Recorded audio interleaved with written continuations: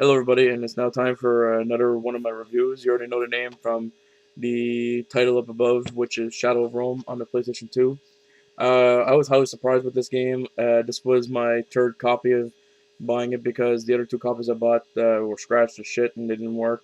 So after buying this again, it was a great game, highly anticipated by me. So a lot of gore into it, like.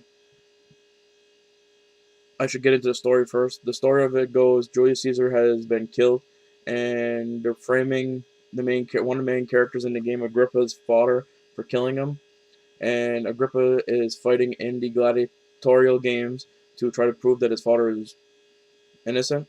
While Octavius, which is the other main character in the game, which controls of stealth more or less, he goes around finding clues and whatnot to try to get his best friend Agrippa and his father out of trouble, which leads into a great story. I was surprised with the story into it. Like, I just thought it was just gonna be one of those basic hack and slash games. The story was excellent in this game.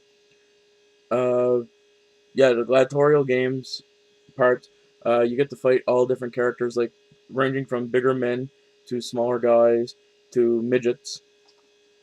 Um, and then after a while, you get to do chariot races, everything like that, which is pretty awesome. And then you get to fight animals like tigers, elephants, stuff like that.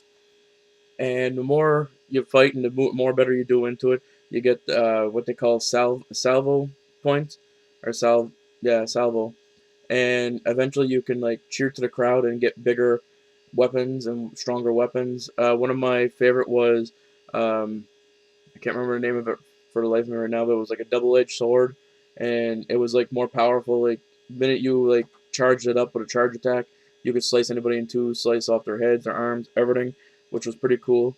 Octavia's parts were more stealth, like you had to do disguising, walk around, find things. You had to like more or less stealth out your enemies by choking them with ropes, hiding, all those fun things, which was pretty cool because it made you more like laid back while you were playing it instead of like hack and slash going right at it. Um, because of there was a sequel made for this game, which I wish they would have came out with.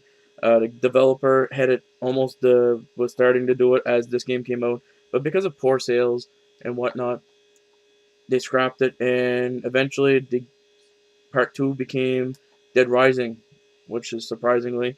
Dead Rising is also a great zombie game. So, but yeah, that's how the story goes for that. This was put out by Capcom in 2005, so it predates like the God of War series, which in my eyes, I do love the God of War series, but this game here for hack and slashers was great too.